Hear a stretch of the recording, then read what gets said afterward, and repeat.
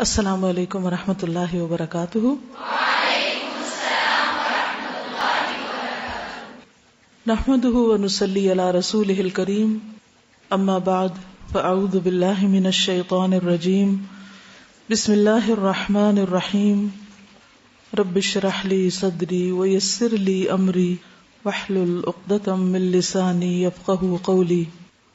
قل ان صلاتي ونسكي ومحياي ومماتي لله رب العالمين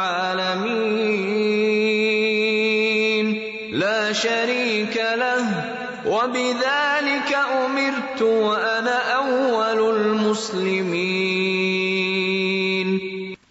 کہہ دو، بے شک میری نماز، میری قربانی، میرا جینا اور میرا مرنا اللہ ہی کے لیے ہے، جو سب جہانوں کا رب ہے، اس کا کوئی شریک نہیں، اور مجھے اسی بات کے اعلان کا حکم دیا گیا ہے، اور میں سب سے پہلا اس کا فرما بردار ہوں، مسلم ہوں۔ آج سے ہم ایک نئے مضمون کا آغاز کر رہے ہیں، میرا جینا میرا مرنا، فقہ آف لائف اینڈ ڈیتھ۔ زندگی کیسی ہونی چاہیے اور موت کیسی؟ ذرا سوچ کر بتائیے کہ آپ کے پاس سب سے قیمتی چیز کون سی ہے؟ زندگی۔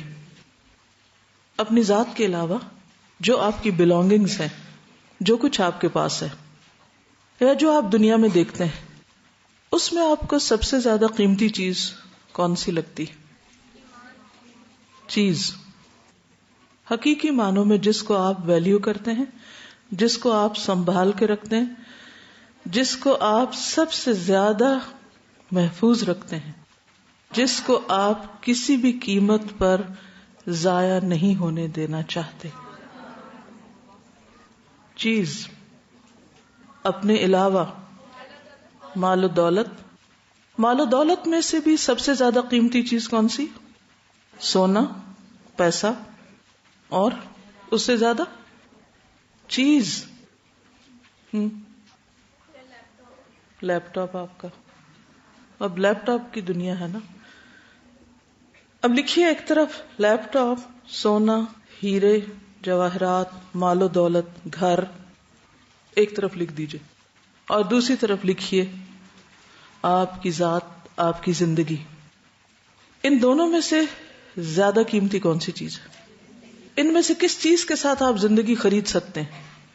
جتنی بھی چیزوں کو آپ سب سے زیادہ اہمیت دیتے ہیں، کسی بھی قیمت پر کھونے نہیں دینا چاہتے، اگر کوئی اس کو ہاتھ لگائے تو آپ دوڑ پڑتے ہیں، کوئی آپ سے لینا چاہے تو آپ اس سے لڑ سکتے ہیں، کوئی آپ سے چھینے تو آپ اس سے چھین کے لیں گے، سنبھال کے رکھیں گے، لاک میں رکھیں گے، ایک نہیں کئی ایک میں۔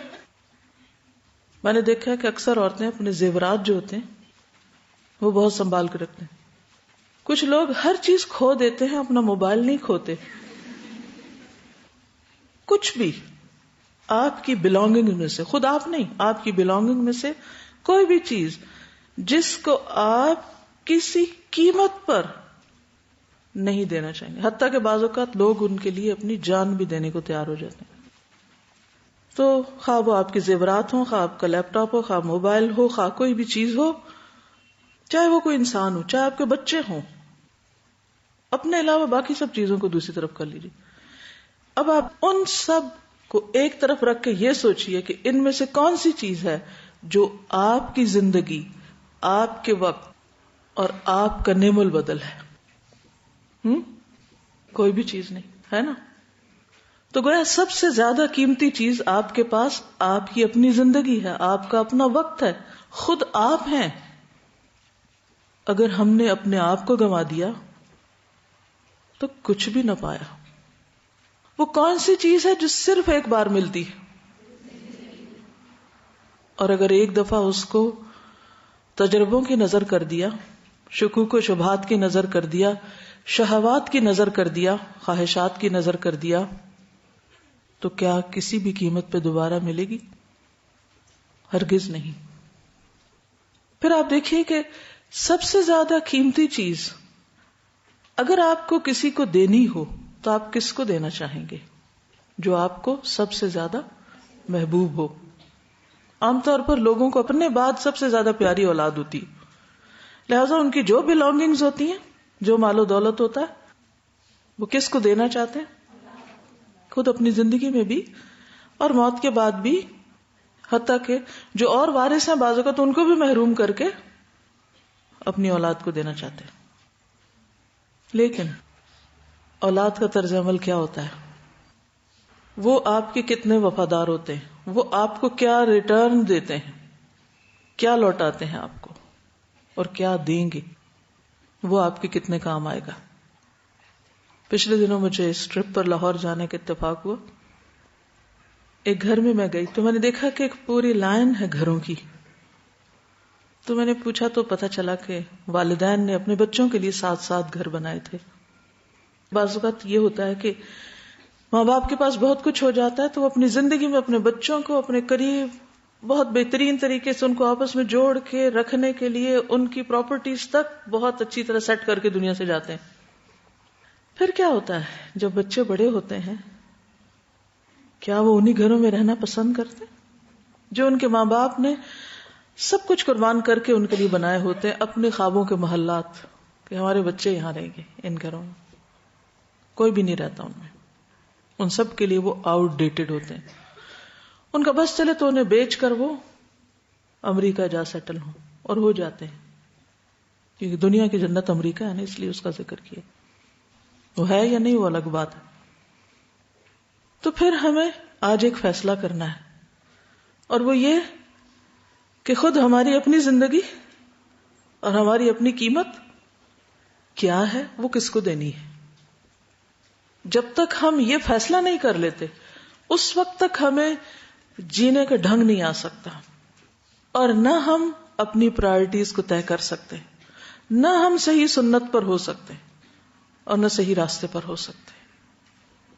تو پہلے یہ سوچ لیجئے کہ آپ نے اپنی سب سے قیمتی چیز کس کو دینی ہے.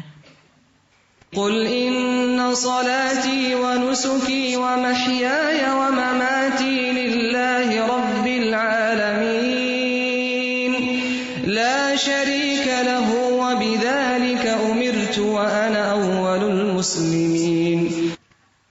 کس کے لیے؟ واقعی اللہ کے لیے.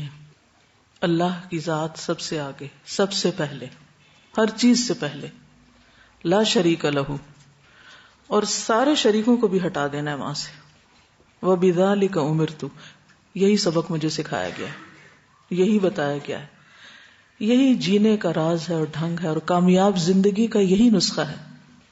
وَبِذَلِكَ أُمِرْتُ وَأَنَا أَوَّلُ الْمُسْلِمِينَ. کسی کا انتظار نہیں کرنا کہ کوئی اس راہ پر آئے تو میں بھی چلوں، اور میرے گھر والے ساتھ دیں تو میں چلوں، اور دنیا ساتھ دے تو چلوں. نہیں، مجھے کسی کی خاطر بھی اپنی زندگی برباد نہیں کرنی، اپنے وقت کو بیکار چیزوں میں ضائع نہیں کرنا. اور یہ صرف خواہش اور تمنا کے ساتھ ہی بات پوری نہیں ہوگی، یہ اس وقت ہوگی جب آپ کو زندگی گزارنی آئے گی کہ پھر مجھے زندگی ساتھ کرنا کیا ہے، زندگی کیسے گزارنی ہے، اور پھر میری موت کیسے ہونی چاہیے، اور موت کے بعد مجھے کہاں جانا ہے، میری منزل کیا ہے، میں اپنے لیے کیا چاہتی ہوں. تو حقیقت یہ ہے کہ جس نے یہ زندگی دی ہے صرف وہی اس قابل ہے کہ یہ اسی کی پسند کے مطابق گزاری جائے. اس کی پسند اور ناپسند ہم قرآن مجید میں پڑھ لیتے ہیں اور پڑھتے رہتے ہیں، لیکن جاننا ایک بات ہوتی ہے اور اس کے بعد اسے اپنی زندگی کا حصہ بنانا ایک دوسرا مرحلہ ہوتا ہے. لہذا بہت ضروری ہے کہ ہم جینے کے طریقے بھی سیکھیں اور مرنے کے بھی. جس کو جینا نہ آیا اس کی موت کیسی ہوگی؟ جس کا آغاز ہی اچھا نہیں اس کا انجام کیا اچھا ہوگا؟ اس لیے ہمیں جینا بھی سیکھنا ہے اور مرنا بھی سیکھنا ہے. اس کے لیے اس کتاب کا انتخاب کیا گیا. بنیاد میں اسی کتاب کو بناؤں گی، لیکن انشاءاللہ حسب معمول کچھ اور چیزیں ساتھ شامل کرتی جاؤں گی. جہاں جہاں کمی ہوگی، جہاں جہاں مزید کچھ ایڈیشن کی ضرورت ہوگی وہ میں کروں گی. اس کے لیے آپ چاہیں تو اپنی کتاب کے ساتھ ہی لکھتے جائیں، چاہیں تو الگ کوئی رجسٹر بنائیں. جو بھی طریقہ آپ کو سوٹ کرے. اس کتاب کے یا اس مضمون کے بیسیکلی 7 حصے کیے گئے ہیں. پہلا حصہ جو ہے وہ جینے سے متعلق ہے، جس میں بامقصد زندگی، صحت مند جسمانی اور روحانی زندگی، اور اس میں خصوصی طور پر صحت وغیرہ کا ذکر ہے، اور اچھی عادات اختیار کرنے کی بات ہے کہ اچھی عادتیں کیسے اختیار کی جائیں.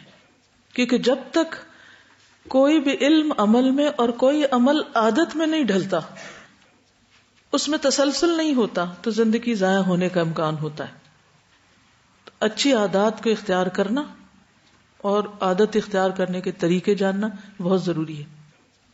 پھر اس کے بعد یہ کہ جہاں صحت کی بات آتی ہے وہاں مرض بھی ہوتا ہے، بیماری بھی ہوتی ہے. تو دوسرا حصہ جو ہے وہ عیادت وغیرہ پر مشتمل ہوگا، اور عیادت میں کسی بیمار کی عادت کریں یا کوئی ہماری عادت کرے تو اس کے ادب آداب کیا ہیں، مختلف بیماریوں کے روحانی علاج کیسے کریں.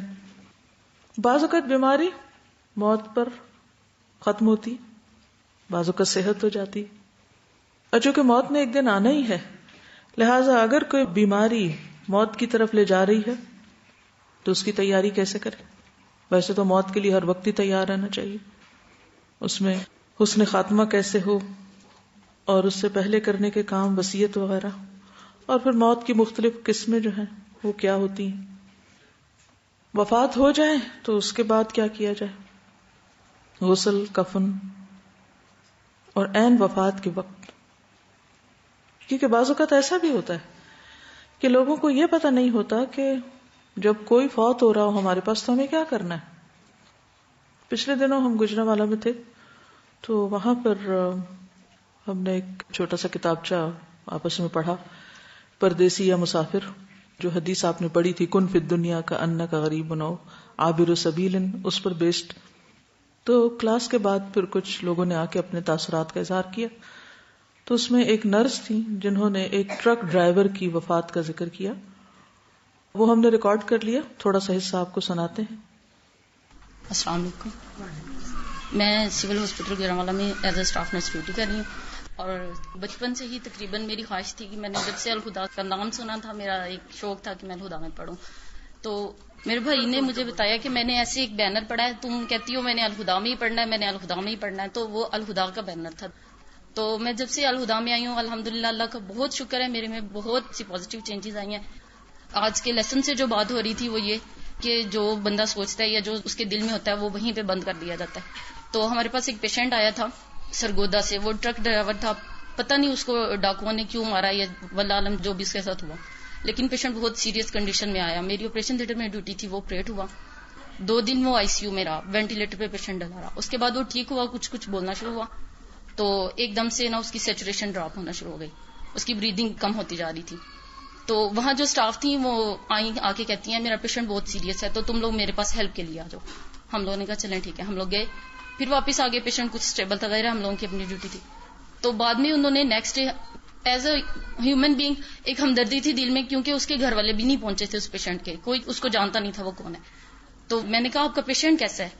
تو انہوں نے مجھے جو بات بتائی وہ آج تک مجھے بھولی نہیں ہے. وہ کہتی ہیں کہ رات ہی جب میں دوبارہ گئی تم لوگ بزی تھے، تو وہ جو پیشنٹ تھا وہ دوبارہ سیریس ہو گیا.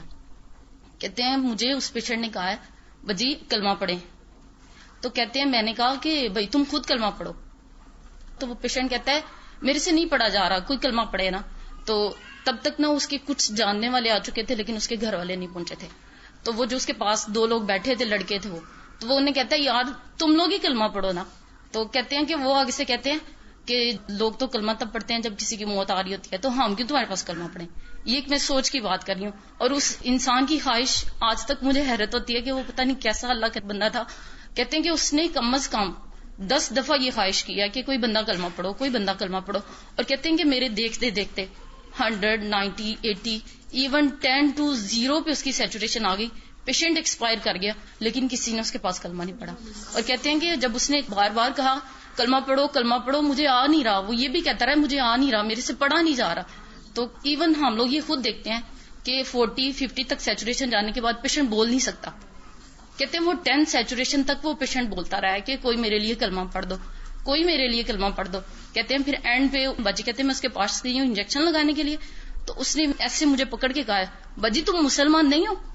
تو کہتے میرے ذہن میں یہ تھا کہ خدا نہ خواستہ اس میں کوئی شیطان ہے جو اس طرح سے میں ایک فیمیل ہوں یہ ایک میل ہے مجھے ایسے ٹچ کر.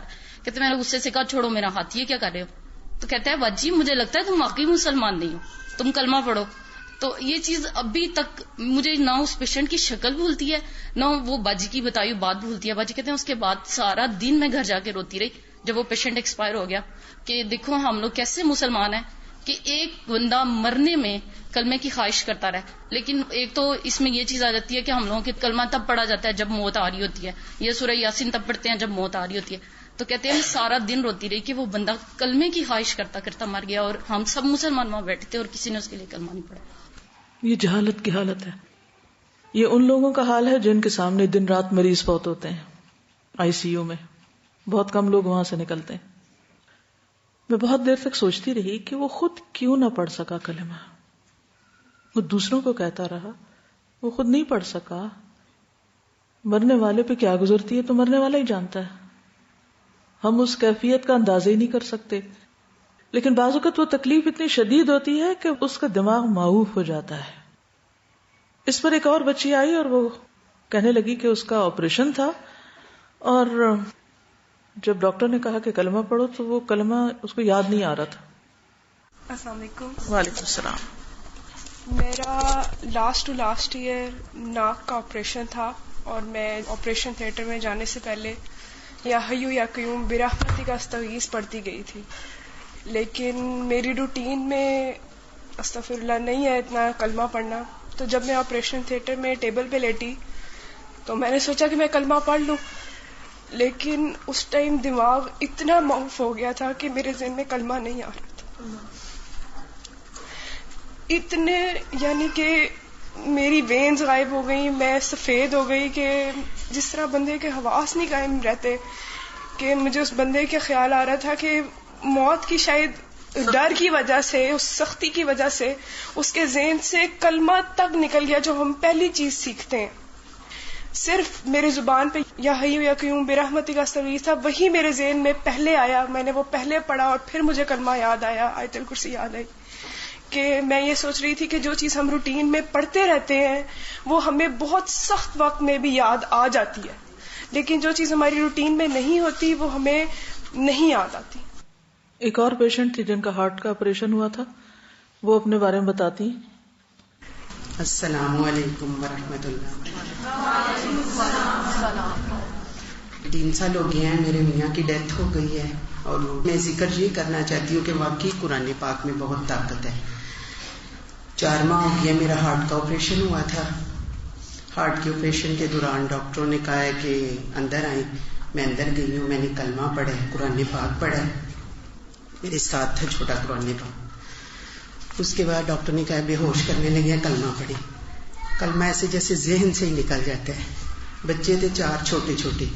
اللہ سے یہی دعا کی, اللہ میرے 4 بچے ہیں, مجھے زندگی دینا, صحت دینا. ساتھ پڑھتی رہی ہوں. آپریشن سٹارٹ کیا انہوں نے, 8 گھنٹے بعد مجھے باہر لے کے آئے. دیکھیں یہی بتا رہی ہوں کہ اللہ کی کلام میں کتنی برکت ہے. قرآن پاک ساتھ ہی رہا ہے. 10-15 منٹ بعد مجھے ہوش آ گئی ہے. اس کے بعد بیڈ پہ مجھے لٹایا ہے اور میں نے کہا مجھے نماز پڑھائیں. ڈاکٹر نے کہا نہیں ابھی نہیں پڑھنی. میں نے کہا نہیں, میں نے اٹھ کے پڑھنی ہے. یورین بیگ میں نے اتروا دی ہے, نماز پڑھی ہے, اللہ کا ذکر کیا ہے اور اٹھ کے بیٹھ گئی ہوں. بیٹھنے کے بعد پھر میں نے کہا مجھے نماز پڑھائیں عصر کی. پھر میں نے نماز پڑھی ہے اور اس کے بعد پھر ذکر کرتی رہی ہوں. ساتھ ہر بیڈ پہ میں گئی ہوں, اللہ کا ذکر کریں, اللہ کو یاد. اس کے بعد میں خود اٹھ کے چلی ہوں. ٹھیک 10 گھنٹے بعد. اتنا بڑا میرا ہارٹ کا آپریشن تھا, لیکن اللہ نے مجھے شفا دی ہے صرف اپنی کلام کے صدقے, اپنے قرآن پاک کے صدقے. اور یہ میری ساری بہنوں سے التجا ہے کہ قرآن پاک کو سینے میں بند کر لیں اور ساتھ یاد کریں اور اللہ کا بہت ذکر کریں. شکریہ, جزاک اللہ. ایک کے بعد ایک شخص جو آ رہا تھا وہ اسی تجربے کا ذکر کر رہا تھا کہ عین اس وقت بدحواسی میں یا تکلیف میں یا خوف کے مارے کلمہ یاد نہیں آ رہا تھا. تو حسن خاتمہ سب سے بڑی خوش قسمتی ہے. اچھا خاتمہ، لا الہ الا اللہ پر خاتمہ، ایمان کے ساتھ خاتمہ، اللہ کی یاد اور اللہ کی محبت کے ساتھ دنیا سے رخصت ہونا، یہ ہم سب کی بہت بڑی تمنا ہونی چاہیے. اور اس کے لیے ہمیں اپنے آپ کو تیار بھی کرنا چاہیے. جانے والے کے لیے بھی کلمہ پڑھنا اور خود اپنے لیے کلمہ پڑھنے کی عادت اور اس وقت پڑھنے کی دعا کرنا، یہ بھی ہماری دعاؤں کا ایک حصہ ہونا چاہیے. پھر مرنے کے بعد اگلی منزل قبر ہے. بہت سے لوگ اس کے بارے میں سوچتے نہیں، قبر میں کیا ہوگا، اور پھر اس کا حساب کتاب، اس کے بارے میں بھی جاننا ضروری ہے. جانے والا تو چلا جاتا ہے، لیکن بعد کے لوگ کیا کرتے؟ تو چھٹے حصے میں انشاءاللہ تعزیت اور دوسرے کا غم بانٹنا. جو لوگ باقی رہ جاتے ہیں ان کے ساتھ حسن سلوک، وراثت کی تقسیم، اور پھر اگر کوئی یتیم ہے یا بیوہ ہے اس کو کس قسم کی تعلیم دینی ہے، اس کی کس طرح ڈھارس بندھانی ہے، اس کے ساتھ کیا معاملہ کرنا ہے، یہ بھی ہمیں معلوم ہونا چاہیے، تاکہ جہاں ہم اپنی زندگی کو بہتر بنا سکیں وہاں ہمیں دوسروں کی زندگی کو بھی بہتر بنانا چاہیے. پھر اس موقع پر جو بدعات وغیرہ ہوتی ہیں ان کے بارے میں جاننا اور ان کے خاتمے کی کوشش کرنا، کیونکہ جہاں بدعت ہوتی ہے وہاں تو انسان کے فرض اور نفل بھی قبول نہیں ہوتے، باقی عبادات بھی ضائع ہو جاتی ہیں. تو ان کو کس طرح ختم کیا جائے، وہ کون سی چیزیں ہیں جو نہیں کرنی چاہیے، ان کے بارے میں ہمیں علم بھی ہونا چاہیے اور ان کے خاتمے کی کوشش بھی. اور پھر آخری حصہ ایصال ثواب، کہ مرنے والے کے لیے کیا کیا کیا جا سکتا اور کیا نہیں کیا جا سکتا. تو انشاءاللہ یہ مختصر سا خلاصہ ہے آپ کے اس سبجیکٹ کا، جو وقت کے ساتھ ساتھ انشاءاللہ اس پر میں ایلیبوریٹ کرتی رہوں گی. لیکن پڑھتے وقت دونوں چیزیں سامنے رکھیے، ایک یہ کہ اپنے لیے کیا کرنا ہے اور دوسروں کے لیے کیا کرنا ہے. جب ہم دوسروں کی بھلائی سوچیں گے تو انشاءاللہ اللہ تعالی ہمارے لیے بھی بھلائی کے راستے کھول دے گا. ان تنصروا اللہ ینصرکم، مدد آنے کا یہی طریقہ ہے. اللہ کی مدد جب آتی ہے جب انسان دوسروں کی مدد کرتا ہے. اگر آپ چاہتے ہیں آپ کے ساتھ اچھا ہو تو آپ دوسروں کے لیے اچھے بن جائیں. آپ چاہتے ہیں آپ کا خاتمہ اچھا ہو تو آپ دوسروں کے اچھے خاتمے کی فکر کریں. آپ چاہتے ہیں آپ کو جنت ملے تو اس کے لیے بھی کوشش کریں کہ دوسرے غلط کاموں سے بچیں تاکہ آگ سے بچ سکیں. یا ایھا الذین آمنوا قوا انفسکم واہلیکم نارا، اپنے آپ کو اور اپنے گھر والوں کو آگ سے بچاؤ. جیسا کہ پہلے بھی میں نے ذکر کیا کہ دوسری زندگی کے اچھے ہونے کا انحصار اس بات پر ہے کہ ہماری یہ زندگی کیسے گزرتی ہے، اور اس زندگی کے اچھے ہونے کا انحصار کس پر ہے کہ ہماری عادات کیا ہیں، وہ کون سی چیزیں جو ہماری شخصیت کا حصہ بن گئی، تاکہ ان کو ہم شعوری طور پر اور ایون لاشعوری طور پر ہوش میں اور بے ہوشی میں کرتے چلے جائیں. کیونکہ جو چیزیں ہمارے شعور سے لاشعور میں نہیں اترتی وہ پھر ایسی کیفیات میں جب انسان بیمار ہوتا ہے یا موت کے قریب ہوتا ہے تو پھر وہ سامنے نہیں آتی. بہت سے لوگوں کے بارے میں یہ بھی سنا ہے کہ ان کے پورے ہوش حواس ختم ہوتے ہیں لیکن اس وقت بھی وہ ان چیزوں کو یاد کر رہے ہوتے ہیں جو ان کی زندگی کا معمول ہوتی ہیں. مثلا ایک خاتون اپنی موت کے تھوڑی دیر پہلے کیا کہہ رہی تھی؟ جیسے آج اساتذہ نے بتایا کہ جب موت کے فرشتے جان نکالنے کے لیے آتے ہیں تو آخری ٹائم میں جو آپ کے دل میں ہوتا ہے وہی آپ کے چہرے پہ بھی ثبت ہو جاتا ہے. اور ویسے ہی وہ ابھی 2 دن پہلے دادی ماں لگتی ہیں، ان کی ڈیتھ ہوئی. انہوں نے مجھ سے وعدہ کیا تھا اسی دن آنے کا گھر، لیکن اس دن اچانک ان کی طبیعت خراب ہوگی تو ہاسپٹل میں ایڈمٹ ہو گئی. تو اس دن امی ان کا پتہ کرنے گئی تو وہ کہتی ہیں کہ آج تو میں نے اس سے وعدہ کیا تھا، میں نے ادھر آنا تھا، دیکھو اللہ نے مجھے کہاں پہنچا دیا. اور انہیں ذکر کی اس قدر الحمدللہ عادت تھی، وہ 2 سنت پڑھ کے اس کے بعد سورۃ الفاتحہ پانی دم کر کے رکھا کرتی تھی ڈیلی. انہیں دوائیوں سے زیادہ اس پہ بلیو تھا. اب ان کے دونوں گلاس ایسے ہی دم والے پڑے رہے ہیں، مطلب دم انہوں نے کیا ہوا تھا لیکن جیسے ہی 2 سنت پڑے اس کے بعد دم کر کے ان کو وامٹنگ شروع ہوئی، خون کی الٹیاں وغیرہ آئی اور ہاسپٹل میں چلی گئی. وہاں پہ جا کے انہوں نے یہی کہا کہ میں نے اس سے وعدہ کیا تھا، اور وہ لوگوں سے وعدوں کی اتنی پابند تھی اور ذکر کی انہیں الحمدللہ اتنی عادت تھی کہ وہاں پہ جیسے ہی وہ ہاسپٹل میں گئی ہیں ان پہ غشی تاڑی ہو رہی تھی تھوڑی دیر بعد. لیکن جب ان کی موت کا وقت آیا تو ایک دم انہیں جھٹکا لگا. انہوں نے اپنی بیٹی کو کہا میری تسبیح کہاں ہے؟ انہوں نے ہاتھ کو زور سے جھٹکا دیا تو ان کی بیٹی نے کہا اب تو ہاسپٹل میں آپ کو نہیں لے دوں گی. کہتے اس کے بعد ان کی 2 منٹ کے بعد جان نکل گئی. اس سے 1 منٹ پہلے انہوں نے اپنی بیٹی کو کہا میں نے واش روم جانا ہے, تو کہتی ہے مجھے ٹیشو یوز نہ کرانا, اچھی طرح میری طہارت کرو. تو انہوں نے ان کو اچھی طرح کروایا. کہتی ہیں آ کے لیٹی ہیں, ہماری امی کی جان ایسے نکلی ہے جیسے ایک پھول کو آرام سے رکھ دیتے ہیں, اور انہوں نے استغفار, کلمہ اور سب کچھ پڑھا, حالانکہ وہ اتنی تکلیف میں تھی, پہلے بھی ہوش تھی. تو اگر آپ واقعی چاہتے ہیں کہ آخری وقت میں استغفار نصیب ہو, کلمہ نصیب ہو, ذکر ہو, تو پھر اسے زندگی کا معمول بنانا ہوگا, اسے اپنی عادت کا حصہ بنانا ہوگا. اب اس کے لیے کیا کر سکتے ہیں؟ تو انشاءاللہ کتاب کے پہلے حصے میں ہم زندگی کو بہتر طریقے سے گزارنے کے بارے میں چند باتیں پڑھیں گے. کوئی بھی کام کرنے کے لیے آپ کو وقت چاہیے اور اس کے ساتھ ساتھ کرنے کی ہمت طاقت چاہیے. ہمت طاقت کے لیے صحت چاہیے. اگر صحت نہیں تو کچھ بھی نہیں. بیمار انسان دوسروں کے لیے بھی ایک بوجھ بن جاتا ہے, دوسروں کے لیے وبال جان بن جاتا ہے, مصیبت بن جاتا ہے. اس لیے اچھی صحت 1000 نعمت ہے. وہ جیسے شروع سے آپ محاورہ پڑھتے ہیں, تندرستی 1000 نعمت. ہو سکتا ہے کبھی آپ نے اس پہ سوچا نہ ہو کہ 1000 نعمت کا کیا مطلب. یعنی کوئی نعمت ایک نعمت ہوتی ہے اور کوئی نعمتیں 1000 نعمتوں کے برابر ہوتی ہیں. انہی میں سے ایک صحت ہے. اللہ سبحانہ وتعالیٰ نے انسان کو بہترین حالت پر پیدا کیا ہے. لقد خلقنا الانسان فی احسن تقویم, سورۃ التین. سورۃ الانفطار میں اللہ تعالیٰ فرماتے ہیں الذی خلقک فسواک فعدلک, وہ ذات جس نے تجھے پیدا کیا, پھر درست کیا, پھر متوازن بنایا. یعنی اللہ نے ہم کو بہت اچھے حال میں پیدا کیا ہے, بہت عمدہ طریقے سے پیدا کیا ہے. یہ ہماری زیادتیاں ہوتی ہیں اپنے ساتھ, یہ ہماری اپنی کوتاہیاں ہوتی ہیں, یہ ہمارا اپنا غیر متوازن طرز زندگی ہوتا ہے جس کی وجہ سے ہم بیمار پڑتے ہیں.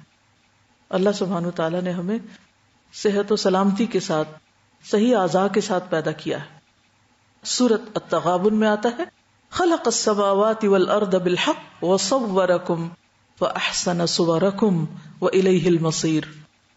اس نے آسمانوں اور زمین کو حق کے ساتھ پیدا کیا اور تمہاری صورتیں بنائیں تو بہت عمدہ بنائیں, اور اسی کی طرف پلٹ کر جانا ہے.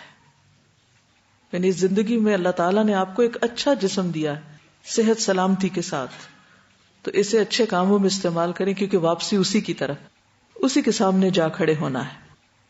رسول اللہ صلی اللہ علیہ وسلم نے فرمایا نعمتان, 2 نعمتیں ایسی ہیں, نعمتان مغبون فیہما کثیر من الناس الصحۃ والفراغ.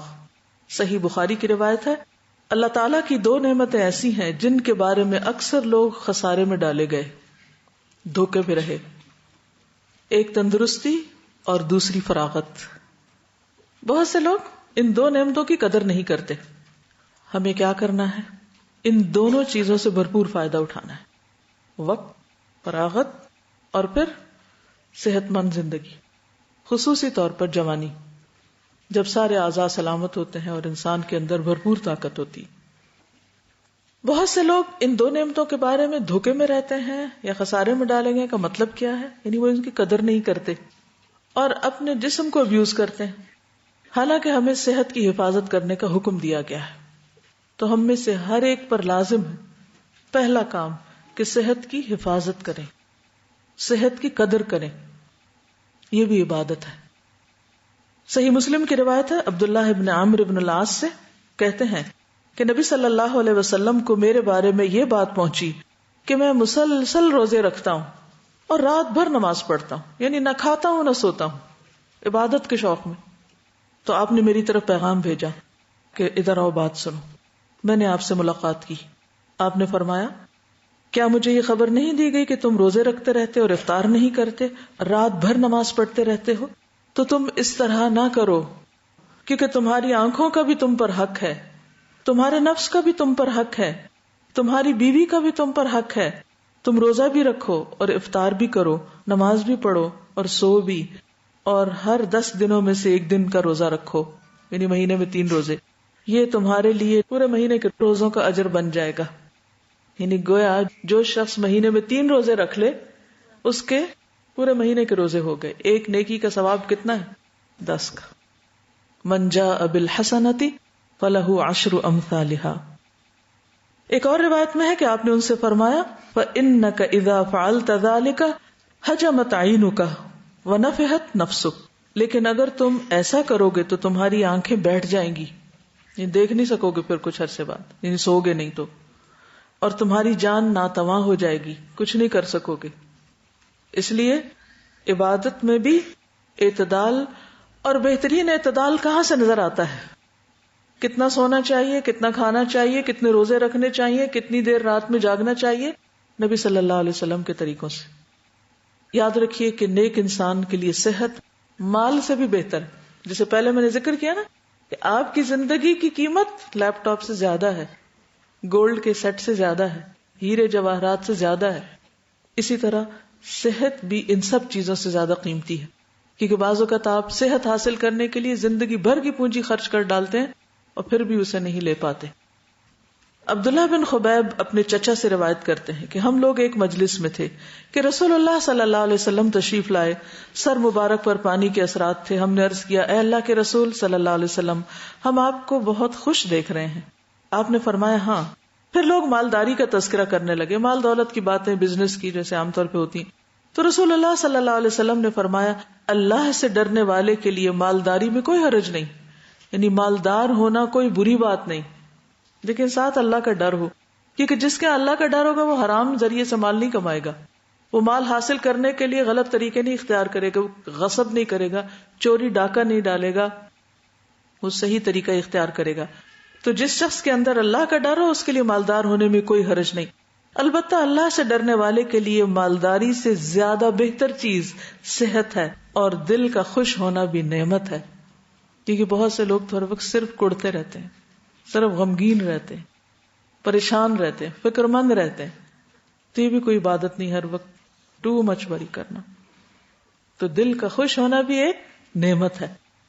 تو آپ یہ دیکھیے کہ کون سی چیزیں ہیں جائز حلال جس سے آپ خوشی حاصل کر سکتے ہیں، تو اس وقت گلٹ میں نہ رہیں اور اپنے آپ کو ملامت نہ کریں کہ اچھا شاید میرے اندر اللہ کا ڈر نہیں اس لیے میں روز خوش رہتی ہوں، یا مجھے ہر وقت غمگین ہی رہنا چاہیے. ٹھیک ہے، غم بھی ہوتا ہے مومن کو اور آخرت کی فکر بھی ہوتی، لیکن اس کے باوجود دل کا ہلکا ہونا، ایک ہے بوجھل ہونا اور ایک ہے ہلکا ہونا. تو دل کا ہلکا ہونا یہ بھی اللہ کی ایک نعمت ہے، اور یہ صرف اس کو ملتی ہے جو اللہ پہ توکل کرتا ہے، ہر معاملے میں اللہ پہ بھروسہ کرتا ہے.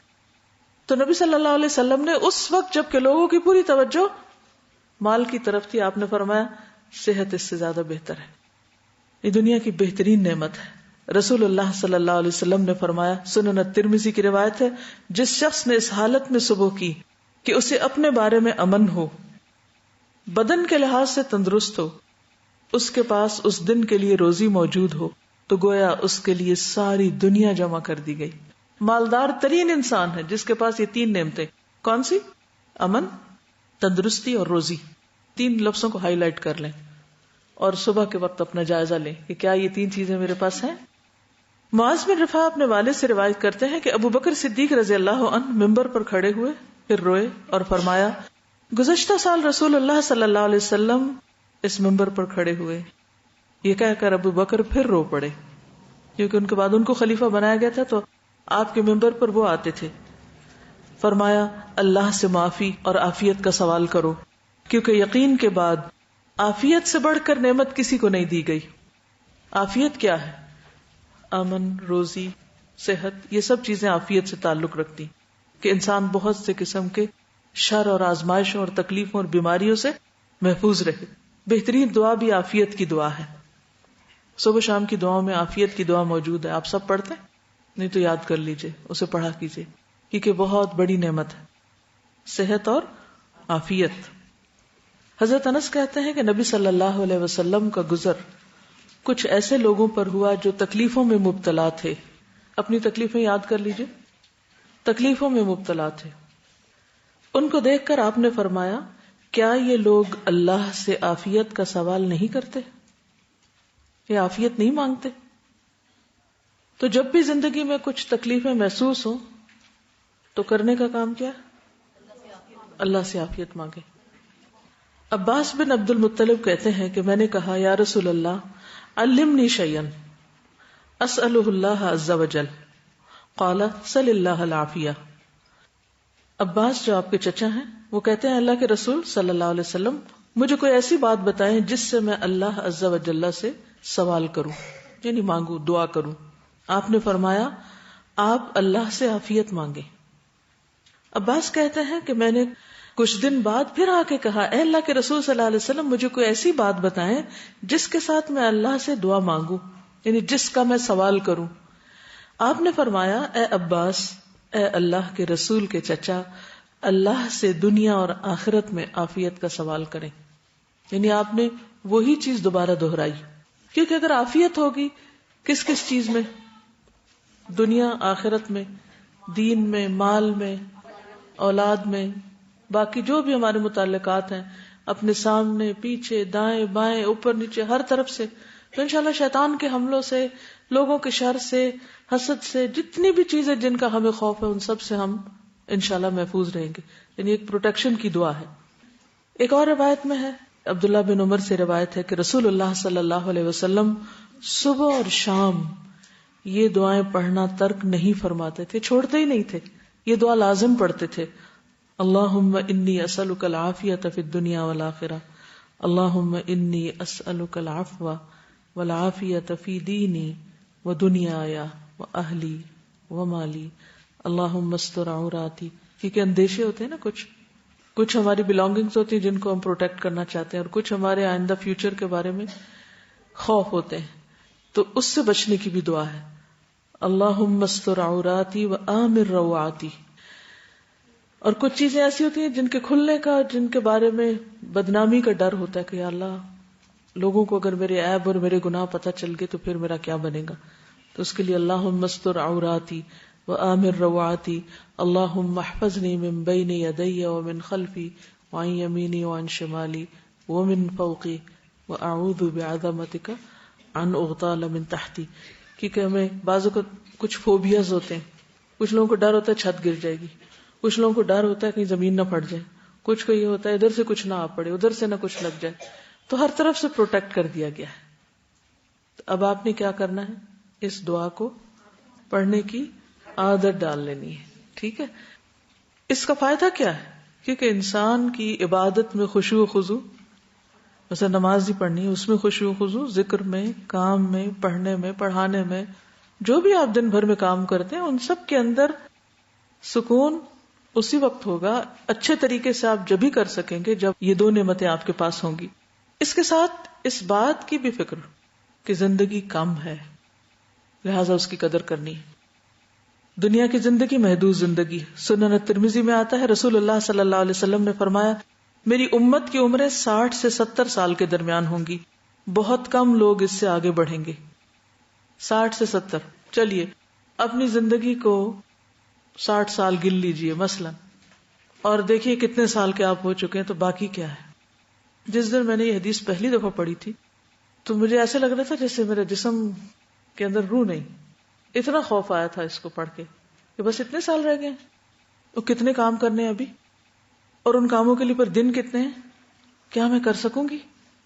اگر نہیں تو میں آج کیا کر رہی ہوں، کون سی چیزیں غیر اہم ہیں. اور میں باقاعدہ اس کے لیے دعا مانگنا شروع کر دی کہ اللہ میری زندگی سے غیر اہم چیزوں کو باہر نکال دے تاکہ میں اہم پر فوکس کر سکوں، کیونکہ یہ دوبارہ تھوڑی ملے گی، یہ وقت دوبارہ نہیں آئے گا. چلیے اگر اللہ تعالیٰ رحم فرمائے اور 70 سال تک انسان پہنچ جائے تو بھی کتنی زندگی، ان دنوں کو بھی آپ کاؤنٹ کر سکتے ہیں. نمبرڈ ڈیز ہیں جن میں سے ہر روز لا محالہ ایک کم ہو جاتا ہے، آپ چاہیں یا نہ چاہیں. ڈراپ ہو جاتا ہے، ایک نکل جاتا ہے، آؤٹ ہو جاتا ہے، ختم ہو جاتا ہے، مائنس ہو جاتا ہے. اور اگر اس سے زیادہ جیے بھی انسان تو بیماریاں اور کمزوریاں اس طرح انسان کو گھیر لیتی ہیں کہ کوئی زیادہ پروڈکٹیو کام ہو نہیں سکتا. جو آپ کرنا چاہتے ہیں پھر وہ صرف چاہت رہ جاتی ہے، کر نہیں پاتے، ہوتا نہیں. اور اس وقت ندامتیں اور ریگریٹس اور پشیمانیاں اور زیادہ بڑھ جاتی ہیں.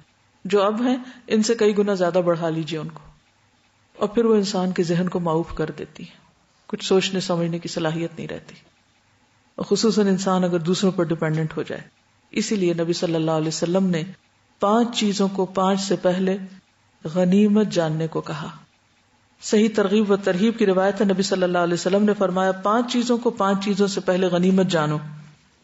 اپنی جوانی کو اپنے بڑھاپے سے پہلے، اپنی صحت کو بیماری سے پہلے، اپنی مالداری کو فقیری سے پہلے کہ آپ کے پاس کچھ ہے اس سے پہلے کہ کچھ نہ رہے، اپنی فراغت کو مشغولیت سے پہلے اور اپنی زندگی کو موت سے پہلے. اور قیامت کے دن جو سوال کیے جائیں گے ان میں سے ایک سوال یہ بھی ہوگا کہ صحت سے کیا فائدہ اٹھایا. سنن ترمذی کی روایت ہے، رسول اللہ صلی اللہ علیہ وسلم نے فرمایا، قیامت کے دن بندے سے سب سے پہلے جن نعمتوں کے بارے میں پوچھا جائے گا وہ ہیں، کیا ہم نے تمہارے جسم کو صحت نہیں عطا کی تھی؟ کیا ہم نے تمہیں ٹھنڈے پانی سے سیراب نہیں کیا تھا؟ یعنی ان چیزوں کا سوال ہوگا کہ پھر تم نے اس صحت کے ساتھ کیا کیا. اور ٹھنڈے پانی کے ساتھ، ٹھنڈا پانی ریپرزینٹ کرتا ہے ان ساری نعمتوں کو جو ہمارے لیے ایک راحت کا ذریعہ بنتی. پھر تم نے کیا کیا؟ پھر یہ ہے کہ اپنی صحت کے علاوہ اپنے بال بچوں اور اپنے لواحقین اور اپنے آس پاس والوں کی صحت کی بھی فکر اور اس کی دعا کرنی چاہیے، کیونکہ صحت مند ماحول ہی انسان کو اچھے کاموں کے کرنے کی صلاحیت بخشتا ہے اور اس کے لیے تیار کرتا ہے. کیونکہ اگر آپ صحت مند بھی ہیں اور گھر میں کوئی ایک طرف ایک پڑا کرا رہا ہے اور دوسری طرف کوئی اور بیمار پڑا ہوا ہے تو آپ کا سارا دن کس میں چلا جائے گا؟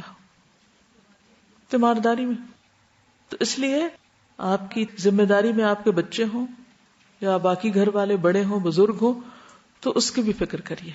ان کے لیے بھی اللہم انی اسألک العافیۃ فی الدنیا والآخرہ، اللہم انی اسألک العفو والعافیۃ فی دینی و دنیای و اہلی و مالی، اللہم استر عوراتی و آمن روعاتی، اللہم احفظنی من بین یدی و من خلفی وعن یمینی وعن شمالی ومن فوقی واعوذ بعظمتک ان اغتال من تحتی.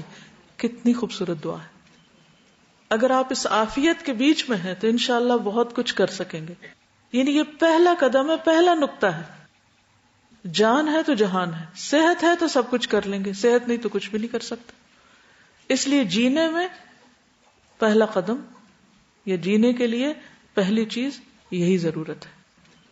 حضرت عائشہ بیان کرتی ہیں کہ جب رسول اللہ صلی اللہ علیہ وسلم مدینہ تشریف لائے تو ابو بکر اور بلال بخار میں مبتلا ہو گئے، آب و ہوا سوٹنے کی. ابو بکر رضی اللہ عنہ جب بخار میں مبتلا ہوئے تو یہ شعر پڑھتے کہ ہر آدمی اپنے گھر والوں میں صبح کرتا ہے، حالانکہ اس کی موت اس کی جوتی کے تسمے سے بھی زیادہ قریب ہے. کیونکہ عام طور پہ جب بیمار ہوتا ہے انسان تو سب سے زیادہ کس کو یاد کرتا ہے؟ موت کو. یہ لگتا ہے بس اب تو ہم مر ہی جائیں گے اور اب پتہ نہیں دوبارہ بستر سے اٹھتے بھی ہیں کہ نہیں. اور بلال رضی اللہ عنہ جب بخار اترتا تو آپ بلند آواز سے یہ پڑھتے، کاش میں ایک رات مکہ کی وادی میں گزار سکتا اور میرے چاروں طرف اذخر اور جلیل گھاس ہوتی. یعنی اپنے پچھلے گھر کو یاد کرتے. کاش ایک دن میں مجنہ کے پانی پہ پہنچتا اور کاش میں شامہ اور طفیل کے پہاڑوں کو دیکھ سکتا. یعنی مکہ کو مس کرتے تھے جہاں سے وہ ہجرت کر کے آئے تھے. قدرتی بات تھی. تو رسول اللہ صلی اللہ علیہ وسلم نے یہ سن کر فرمایا، اے اللہ ہمارے دلوں میں مدینہ کی محبت اسی طرح پیدا کر دے جس طرح مکہ کی محبت ہے، بلکہ اس سے بھی زیادہ. اے اللہ ہمارے سع اور ہمارے مد پیمانے ہیں، ان میں برکت ڈال دے. اے اللہ مدینہ کی آب و ہوا ہمارے لیے صحت خیز کر دے، یہاں کے بخار کو جوفہ میں بھیج دے. اگر آپ اپنے گھر سے تنگ ہیں، گھر والوں سے تنگ ہیں، ہاسٹل میں تنگ ہیں، سسرال میں تنگ ہیں، کسی جاب سے تنگ ہیں، تو کیا کریں؟ دعا کہ اللہ ان لوگوں کی محبت میرے دل میں ڈال دے، جن کی نفرت یا جن سے چڑ یا جن سے بیزاری اور اریٹیشن کی وجہ سے میں کچھ نہیں کر پاتی. معاملہ آسان ہو جائے گا نا. ہم یہ دعا ہی نہیں کرتے کہ اللہ ان کے دلوں کو میرے لیے مسخر کر دے یا مجھے ان کے لیے کارآمد بنا دے. تو اپنے ماحول کی صحت کے لیے بھی دعا کریں، ماحول کی بہتری کے لیے، پازیٹیو وائبز کے لیے، یعنی مثبت ایک ماحول اور ایک بہترین زندگی کے لیے دعا بھی کریں. یعنی ایک تو عافیت کی دعا، لیکن اگر عافیت نہیں اور بیماری آ گئی یا ایسے لوگوں سے واسطہ پڑ گیا کہ جہاں مشکل ہو گیا گزران، تو حل صرف بھاگنا نہیں. ہم اکثر کیا سوچتے ہیں؟ سسرال والے اچھے نہیں، میکے چلو. ہاسٹل اچھا نہیں، گھر چلو. یہ جاب اچھی نہیں، کوئی اور ڈھونڈ لو. یہی حل سوچتے ہیں نا. تو نبی صلی اللہ علیہ وسلم نے یہ نہیں فرمایا کہ مدینہ چھوڑ کے کہیں اور چلو. کیا کہا؟ اے اللہ ہمارے دلوں میں مدینہ کی محبت اسی طرح پیدا کر دے جیسے مکہ کی محبت ہے، بلکہ اس سے بھی زیادہ، تاکہ ہمارا یہاں رہنا آسان ہو جائے، یہاں ہمارا دل لگ جائے. کریں گے یہ دعا؟ کیونکہ کچھ چیزیں ہم چینج نہیں کر سکتے، کچھ چیزوں سے نہیں بھاگ سکتے، اور ضروری نہیں کہ جہاں سے بھاگ کے جا رہے ہیں جہاں جائیں گے وہاں بھی وہی ہوگا. وہاں بھی اگر یہی کچھ ہوا تو بھاگنے کا کیا فائدہ؟ الم تر الی الذین خرجوا من دیارہم وہم الوف حذر الموت فقال لهم اللہ موتوا. وہاں بھی موت آ جائے گی، وہاں بھی جس سے بھاگے وہ چیز کیا پتہ سامنے ہو، پھر وہی آ جائے. تو بہتر ہے اسی کی تبدیلی کی دعا کریں کہ اللہ اسے ٹھیک کر دے. شوہر کی طرف سے تنگی ہے، بچوں کی طرف سے تنگی ہے، وہ پریشان کرتے ہیں، سسرال تنگ کرتے ہیں، ہمسائے برے ہیں، کچھ بھی. تو ایک لسٹ بنائی کون کون مجھے تنگ کرتا ہے، میں کس کس سے پریشان ہوں، جو میری صحت خراب کر رہے ہیں. عام طور پہ آپ دیکھیے کہ جب صحت کی باتیں پڑھتے نا تو وہ صحت کے اصولوں کی کتابیں، وہاں یہ نہیں ہوں گی جو ہمیں قرآن و سنت سکھا رہا ہے. وہاں یہی باتیں ہوں گی کہ ایکسرسائز کریں، اور وہ چیزیں بھی ٹھیک ہے، غذا کا خیال رکھیں، پانی اتنے گلاس روز پئیں، یہ کریں اور یہ کریں. لیکن دعا کا پہلو مسنگ ہے کہ ہر ٹیڑھے انسان کے لیے دعا کریں کہ وہ آپ کے لیے سیدھا ہو جائے، تاکہ آپ کی زندگی آسان ہو جائے. یا یہ کہ آپ کے دل سے وہ نکل جائے، بوجھ اتر جائے، اور آپ اس کی طرف سے بے فکر ہو جائیں، تاکہ آپ سکون سے کچھ کر سکیں. ورنہ اگر ساری زندگی اگر آپ دیکھیں صبح سے شام تک آپ صرف اس پریشانی میں کہ یہ شخص کیا کر رہا ہے میرے ساتھ اور میں نے اس کو کیا جواب دینا ہے، اور اس نے میرے ساتھ یہ کیا تو میں ایسے پیش آؤں گی، کیا یہ آپ کے ایک دن کا ایک پروڈکٹیو استعمال ہے؟ یعنی آپ ایک دن میں پروڈکٹیو ہو سکتے؟ ان سوچوں کے ساتھ، اس انتقامی رویے کے ساتھ، اور اس قسم کی نفسیات کے ساتھ آپ کبھی بھی کچھ نہیں کر سکتے. یہ زندگی ضائع کرنے کا سب سے نمبر 1 فیکٹر ہے کہ آپ کسی کام کے نہیں ہیں. آپ نماز پڑھ رہے ہیں وہی منفی خیال، کھانا کھا رہے ہیں وہی تکلیف، سو رہے ہیں تو وہی سوچیں کیا فائدہ. تو اسے ٹھیک کریں، اسے فکس کریں، اور وہ آپ نہیں کر سکتے، اللہ ہی کر سکتا ہے. اس کے لیے دعا کریں. پھر انداز زندگی. کیسا انداز زندگی ہونا چاہیے؟ معتدل، سادہ. کیونکہ جب تک اعتدال نہیں ہوگا ہماری بہت سی جسمانی قوتیں، مال و متاع، وقت ضائع ہو جائے گا. اور خصوصی طور پر سمپلسٹی جو ہے، سادگی جو ہے، قناعت، اس سے انسان بہت ہلکا پھلکا رہتا ہے. اور سادہ زندگی گزارنا ایمان کی علامت ہے، جیسے ابو داؤد کی روایت میں آیا. ایک اور موقع پر آپ صلی اللہ علیہ وسلم نے فرمایا فسددوا وقاربوا وابشروا. صحیح بخاری کی روایت ہے، سیدھے سادے رہو، میانہ روی اختیار کرو. سددوا وقاربوا یعنی اعتدال کی راہ اختیار کرو. اور یہ جو قاربو ہے یہ اصل میں تشدد کے مخالف ہے، یعنی ایکسٹریمسٹ بن کے نہ رہو، اور حشاش بشاش رہو، ہلکے پھلکے رہو. رسول اللہ صلی اللہ علیہ وسلم نے فرمایا وہ آدمی کامیاب ہو گیا جس نے اسلام قبول کیا. وَأَنَا مِنَ الْمُسْلِمِينَ. ضرورت اور کفایت کے مطابق اسے روزی نصیب ہو گئی، اور اللہ نے اسے اپنی نعمتوں پر قناعت کی دولت عطا کر دی. یعنی جو اس کے پاس ہے اس پہ وہ راضی یا خوش ہے، قناعت ہے. کیونکہ جب انسان عیش و عشرت کی زندگی کے پیچھے پڑ جاتا ہے اور غیر ضروری چیزوں کی تلاش میں نکل پڑتا ہے تو پھر اس کی پریشانیوں کی کوئی انتہا نہیں ہوتی، کیونکہ وہ کہیں مطمئن ہوتا ہی نہیں، کسی چیز پہ راضی ہوتا ہی نہیں. اور خصوصاً جب انسان عیش و عشرت کا عادی ہو جائے اور کسی موقع پر وہ نعمتیں چھن جائیں یا وہ زندگی نہ ہو تو پھر انسان ڈپریشن میں چلا جاتا ہے، انسان کی زندگی یوں لگتا ہے ختم ہو جائے گی. معاذ بن جبل سے مروی ہے کہ رسول اللہ صلی اللہ علیہ وسلم نے جب انہیں یمن بھیجا تو فرمایا ناز و نعم کی زندگی سے بچنا، اپنے آپ کو بہت ساری چیزوں کا عادی نہیں بنا لینا، کیونکہ اللہ کے بندے ناز و نعم کی زندگی نہیں گزارا کرتے. رسول اللہ صلی اللہ علیہ وسلم نے فرمایا میری امت کے بدترین لوگ وہ ہیں جو عیش و عشرت میں رہیں، عیش و عشرت میں رہیں اور اسی پر ان کے جسموں کی پرورش ہو. حضرت عمر کا قول ہے ایاکم والتنعم وزی اہل الشرک ولبوس الحریر. صحیح مسلم کی روایت ہے تمہیں عیش و عشرت اور مشرکوں والے لباس اور ریشم پہننے سے پرہیز کرنا چاہیے. تو ضروریات زندگی کو مختصر رکھنا چاہیے، انہیں بڑھاتے نہیں جانا. انہیں ایک لمٹ میں رکھنا ہے. اس کے لیے ایک ایکسرسائز کیجئے کہ جتنی بھی چیزیں آپ کے پاس ہیں گھر میں یا جو بھی آپ کی بلانگنگز ہیں، ہر چیز کو دیکھ کر اپنے آپ سے یہ سوال کیجئے کہ کیا یہ میری ضرورت ہے یا ایسے صرف دل کی تسلی کے لیے رکھا ہوا؟ کیا واقعی مجھے ضرورت ہے اس کی؟ کیونکہ کچھ چیزیں انسان کے لیے ضروری ہوتی ہیں اور کچھ چیزیں صرف لگژری میں آتی ہیں، عیش و عشرت میں آتی ہیں. تو ضرورت کی چیزیں رکھنے والا ہی کامیاب ہے. جتنی زیادہ عیش و عشرت کے سامان ہوں گے اتنے ہی وبال جان ہوں گے، کیونکہ آپ کی زندگی ان چیزوں کو حاصل کرنے، پھر انہیں مینٹین کرنے، انہیں ٹھیک کرنے اور انہیں اپنے مقام پہ رکھنے میں ہی گزر جائے گی، اور آپ کی زندگی کا ایک قیمتی حصہ صرف دنیا کو سنوارنے میں ہی لگ جائے گا اور آپ اپنے آپ کو سنوارنا بھول جائیں گے. تو زیادہ بہتر کیا ہے، خود کو سنوارے یا مادی چیزوں کو سنوارے؟ خود کو سنوارے. دیکھیں کس قدر افسوس کی بات ہے کہ ایک طرف ہم کہتے ہیں ہماری زندگی سب سے قیمتی چیز ہے، اور دوسری طرف ہم صرف اپنے فرنیچر کو یا دنیا کے جو ہم نے سامان اکٹھے کیے ہیں ان کو زیادہ قیمتی سمجھتے ہیں، اور ایک بڑا حصہ ان کی چاکری میں لگا دیتے ہیں، صرف ان کو خوبصورت بنانے، صرف ان کو سنوارنے، اور صرف ان کو ایک نمائش کی چیز بنانے میں، یا ایک وقتی دل لگانے کے لیے، یا تعریف حاصل کرنے کے لیے، یا لوگوں میں کوئی نام پیدا کرنے کے لیے. تو ہمیشہ اپنے آپ سے پوچھے کہ یہ جو میں کر رہا ہوں اس کا میری آخرت کے لیے کتنا فائدہ ہے، اور یہاں دنیا میں مجھے کیا فائدہ ہوگا اس کو کر کے. نبی صلی اللہ علیہ وسلم نے فرمایا تمہارے لیے دنیا سے اتنا کافی ہے جتنا مسافر کا زاد راہ ہوتا ہے.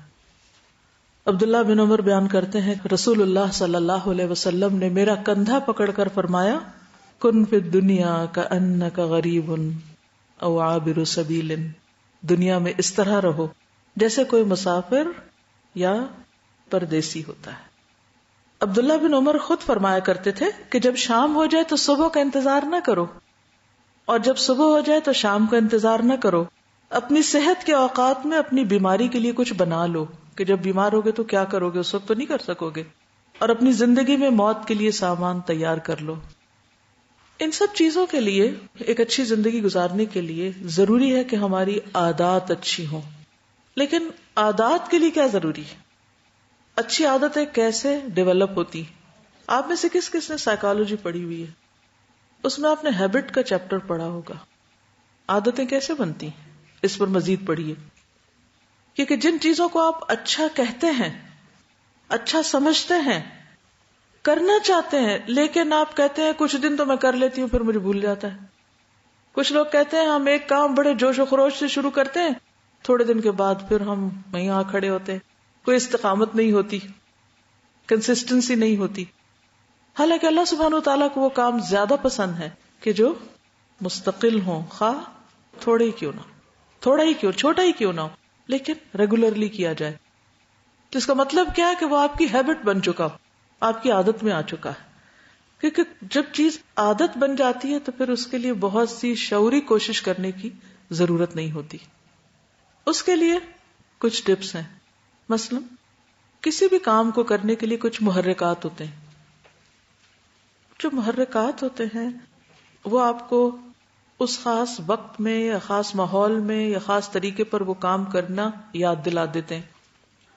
تو آپ یہ دیکھیں کہ آپ کے لیے کون سی چیز محرک ثابت ہوتی ہے، کون سی چیز آپ کو موٹیویٹ کرتی، کون سی چیز آپ سے پابندی کروا لیتی ہے. مثلا آذان 5 وقت کیوں ہوتی ہے؟ اس کے بغیر کیا ہمیں نہیں پتا چلتا سورج کہاں پہنچ گیا، اب نماز پڑھنی چاہیے؟ کیا مقصد ہے اس کا؟ آذان کیا ہے؟ نماز کے لیے محرک ہے، آپ کو حرکت دیتے کہ اٹھو وقت ہو گیا نماز کا. تو اگر آپ کچھ عادتیں ڈالنا چاہتے ہیں تو اپنے محرکات تلاش کیجئے کہ کون سی چیز آپ سے کام کروا لے گی. کوئی شخص ہو سکتا ہے، کوئی آواز ہو سکتی ہے، کوئی خوشبو ہو سکتی ہے، کوئی بھی چیز. مثلا صبح اٹھنے کے لیے آپ کو کیا چاہیے؟ الارم. جو ہی وہ آواز آتی ہے تو آپ کیا کرتے ہیں؟ اٹھ کے بیٹھ جائیں. لیکن جس کو الارم لگانے کی عادت ہی نہ ہو، جس کے پاس گھڑی نہ ہو، اللہ اکبر، کئی جگہوں پہ جاتے ہیں الارم کلاک ہی نہیں ہوتی ان کے پاس، کہ اگر آنکھ کھل گئی تو کھل گئی، نہیں کھلی تو نہ کھلی، سوئے رہے. تو عادت ڈالنے کے لیے پھر کیا ضروری ہے؟ یہاں پر محرک ضروری ہے، الارم ضروری ہے. مثلا یہ ایک چیز ہے. مثلا آپ کے پاس اگر کوئی ایسا گیجٹ ہے جس میں ریمائنڈر سیٹ ہیں اور وہ آپ کو اس مخصوص ٹائم پر الرٹ دے دیتے ہیں. آپ اپنے کام میں مصروف ہیں, ڈوبے میں, اتنے میں الرٹ بجتی, اوہ فلاں میٹنگ کا ٹائم ہو گیا, اب فلاں کام کا وقت ہو گیا, اب ذکر کا وقت ہو گیا. اب تو اتنی زندگی آسان ہو گئی ہے کہ مختلف ٹیلی فونز کے اندر, مثلا آئی فون کے اندر آئی اذکار ایک اتنی اچھی اپلیکیشن جس میں صبح کے اذکار کا الرٹ آتا ہے, شام کے اذکار کا الرٹ آتا ہے کہ آپ بھول نہیں سکتے. باقی چیزیں ہم ادھر ادھر چھوڑ سکتے ہیں, کمپیوٹر بھی کہیں رہ سکتا ہے, لوگ بھی کہیں جا سکتے ہیں, تو ایک موبائل تو ہر وقت ہمارے ہاتھ میں ہی ہوتا ہے نا. اکثر لوگ کھانا پکاتے وقت, واک کرتے وقت, کسی بھی موقع پر اس کو اپنے سے جدا نہیں کرتے, کلاس میں بھی آ کر نہیں جدا کرتے, کیونکہ اس میں بہت ساری چیزیں آ گئی ہیں. تو اس میں انسان ریمائنڈرز, الرٹس, الارمز, یہ ساری چیزیں آپ کی عادات کو پختہ کرنے اور آپ کو اس پر استقامت کے لیے فائدہ دیتے ہیں. وتواصوا بالحق وتواصوا بالصبر کرنا تو انسانوں کو چاہیے, لیکن اب مشینیں بھی کر رہی ہیں. آپ کو کہتے ہیں اٹھ جاؤ, اب یہ وقت آ گیا, اب یہ کرنا ہے, یہ کرنا ہے. تو پہلے آپ اپنے گول سیٹ کر لیں, یہ کرنا ہے ایک سارے دن میں, یہ عادتیں تو میرے لیے بہت ضروری ہیں, لیکن اب اس کے لیے پھر کیسے کرنا ہے وہ آپ اپنا طریقہ سوچیے, لیکن کرنا ضرور کچھ ہوگا. اپنے آپ کو ایسے پانی کے دھارے کی طرح چھوڑ نہ دیں کہ جدھر چاہے وہ بہہ جائے. ہم اس لیے نہیں آئے اس دنیا میں, ہمیں سوچ سمجھ کے زندگی بسر کرنی ہے. اپنے آپ کو دوسروں کے رحم و کرم پہ نہ چھوڑے کہ وہ آپ کو ڈھور ڈنگروں کی طرح ہانکتے رہے, اب چلو ادھر, اب چلو ادھر, اب چلو ادھر. اور جس دن وہ چرواہے غائب ہوئے اور آپ بھی گئے, بھاگ گئے ادھر ادھر. بہت سے لوگ جب ان کے لیے کوئی ٹائم ٹیبل بنا دے تو وہ کام کر لیتے ہیں, اور جس دن وہ کوئی چلا جاتا ہے تو پھر کیا کرتے ہیں, پھر وہ لاسٹ ہوتے ہیں. اچھا اب کیا کریں, اب وہ چھٹیوں میں گھر گئے تھے تو سمجھ ہی نہیں آ رہی تھی کیا کرنا ہے. یہاں اتنی اچھی عادت تھی, تہجد کے لیے اٹھ رہے ہیں, ذکر کر رہے ہیں, تلاوت ہو رہی ہے, کچھ بھی مس نہیں ہو رہا. بھائی یہ کیا زندگی ہے کہ کوئی آپ سے کروائے تو آپ کر سکتے ہیں, اور اگر کوئی نہ ہو تو آپ کر ہی نہیں رہے.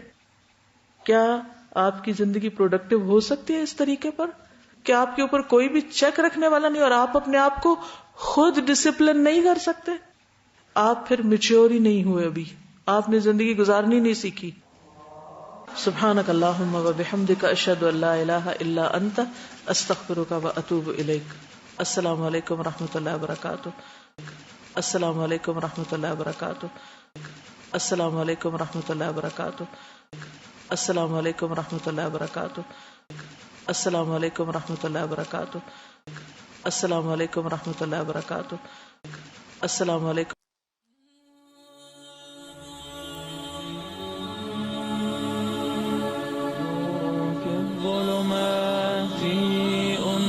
في خلواتي يا سعدي وهنائي القرآن